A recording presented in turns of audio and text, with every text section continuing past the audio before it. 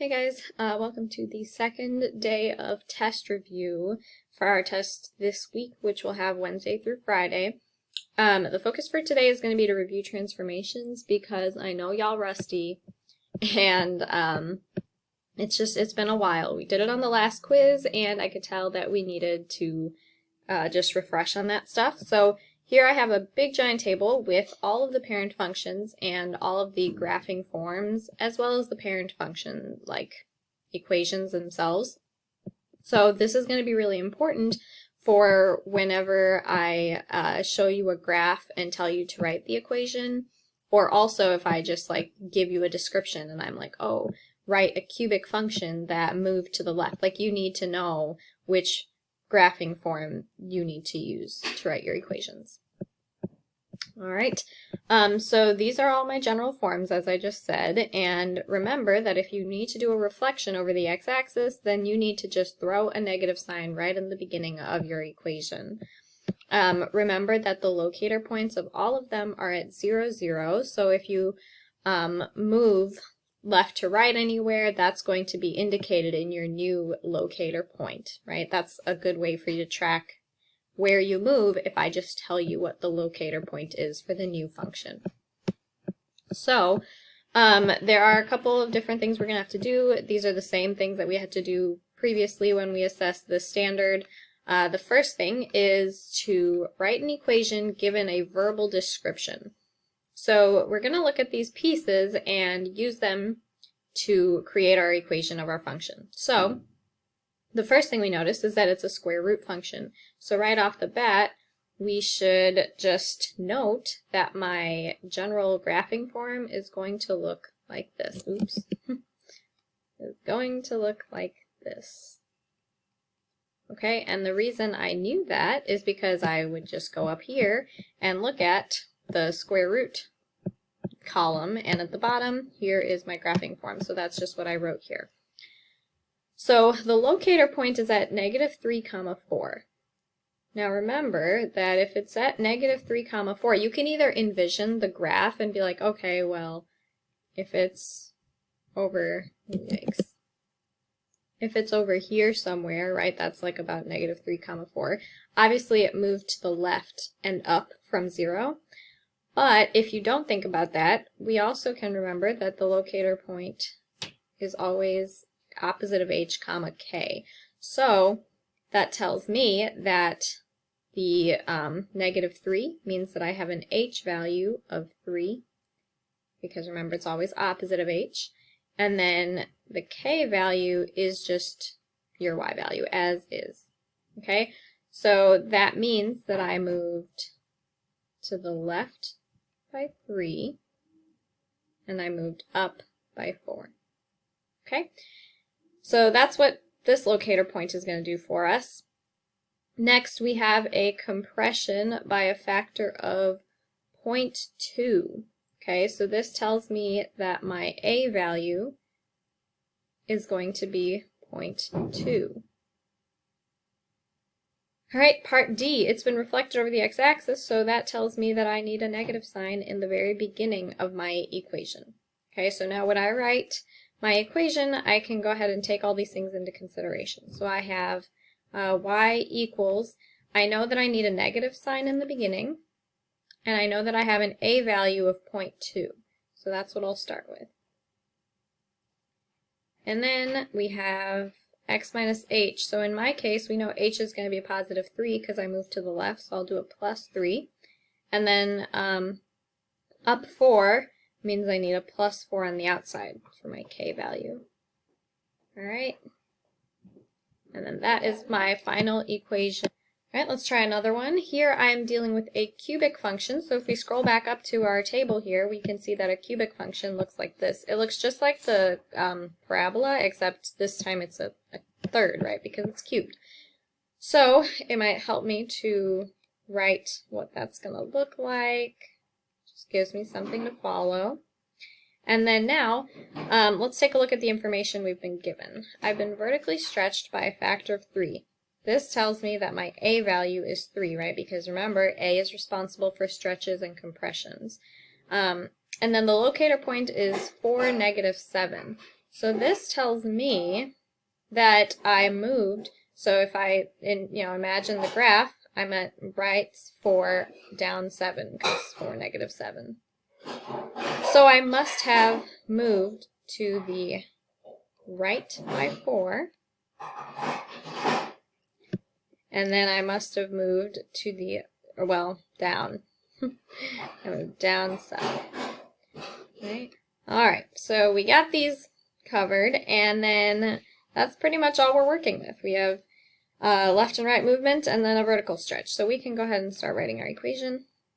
We know it will be y equals 3 is my stretch factor, and then my x minus h. So if I'm moving to the right by 4, then that tells me that my h is going to be a negative 4, because h is a jerk, right? It's always doing the opposite of what we want.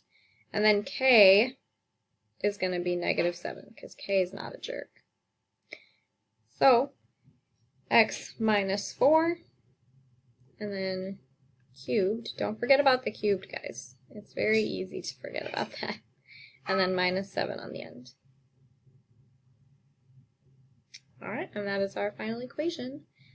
A good way to check this too, just like graph it, if you have extra time, throw it into Desmos or something and see if it's like what you would have expected it to be. See if the locator point ended up where it says it ended up.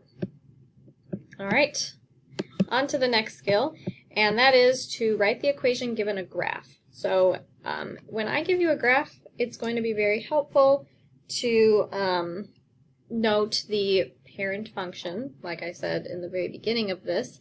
You look at this squiggly line and you're like, I wonder which parent function this came from. So you go back here and you're like, okay, well, out of all these pictures it looks the most like cubic, so I'll follow this format. So I will say that it is cubic, yikes. And so it's going to be like this. So now I like to sketch my parent function there. I know you can't do that necessarily on your Chromebooks, but it's good to have a way to see where the movements are. You don't need to do it because as long as you remember it starts at 0, 0, that's pretty much all you need. But since I have the ability to show it here, I will show it, even though my graph is ugly.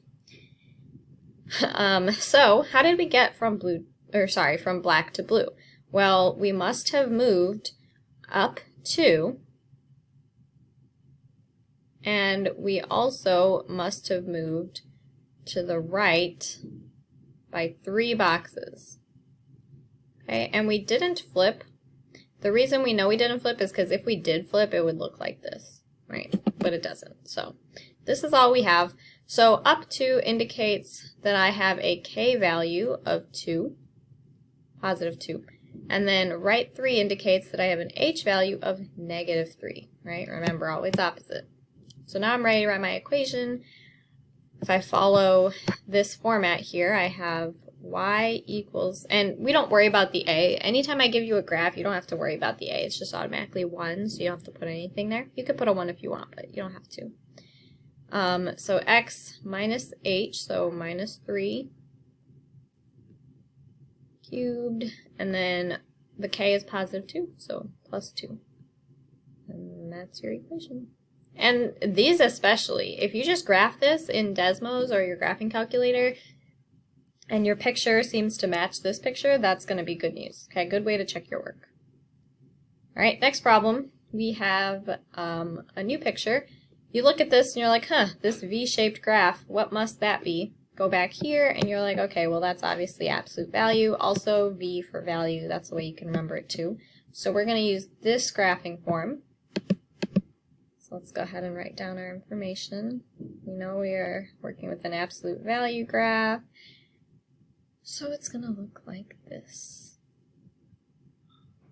Oops. Darn. Let's try that again. Okay, so now remember, locator points of parent functions are always at 0, 0, so this is what my original graph looked like. So how did we get from black to this blue vertex right over here? Well, I must have moved to the right by 1, that means, oops, that's a little too close. Right by 1, that means that my h is going to be -1. And then I have also a movement of down by 2 boxes. Okay. Down by 2, so that's going to be my k value of -2. And so now, that's almost all we're working with, but then we also can tell that this graph flipped over, which means that I need a negative sign.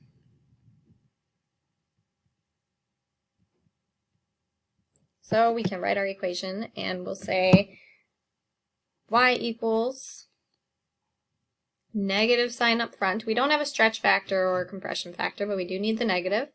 And then, oh, not that.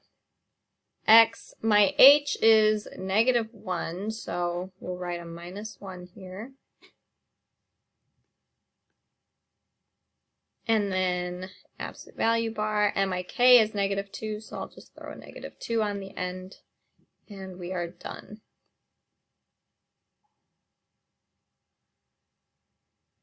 Alright, so that is how you write an equation based on the graph.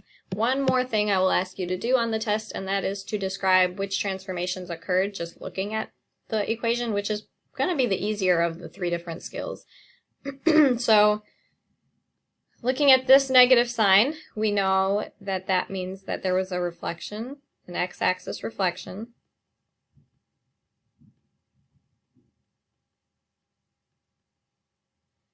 All right, we can also say that this 1/2 is our A value, right? And A is responsible for stretches and compressions. Because it's a number smaller than 1, it's a fraction. We know it's a vertical compression by a factor of 1/2. Make sure you pick correctly between stretch and compressions. That's the most common mistake I noticed on the quiz last week.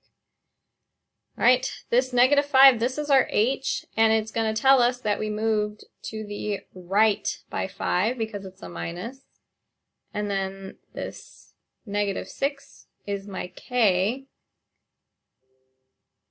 and that's going to tell us that we moved down 6. Okay, and that's all of them. Next one, this one's a little funky. All of these ones kind of look the same, so it's pretty easy to tell all the transformation rules, but this one's a little different.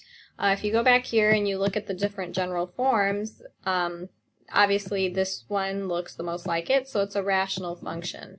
And notice how the a value is the top of the fraction, the x minus h is on the bottom, k is still on the outside. So keeping that in mind, we can say that because there is a 3 on the top here, that's my a value, which means I have a vertical stretch by a factor of 3. That's a stretch because it's a number that's bigger than 1. This x minus 4, this is going to be my h. H for horizontal, that's going to tell us that we move to the right by 4. Okay, and then lastly, we have a k value, it's just the number chilling on the outside here. And that's going to tell us that we moved up 5. Okay, and that's everything. If there was a negative sign in there at the top or in the front, that would mean I flipped, but there isn't one. Alright, so that is about all you'll need to be able to do in terms of transformations on the test. And we're going to be testing this on Friday for the standard.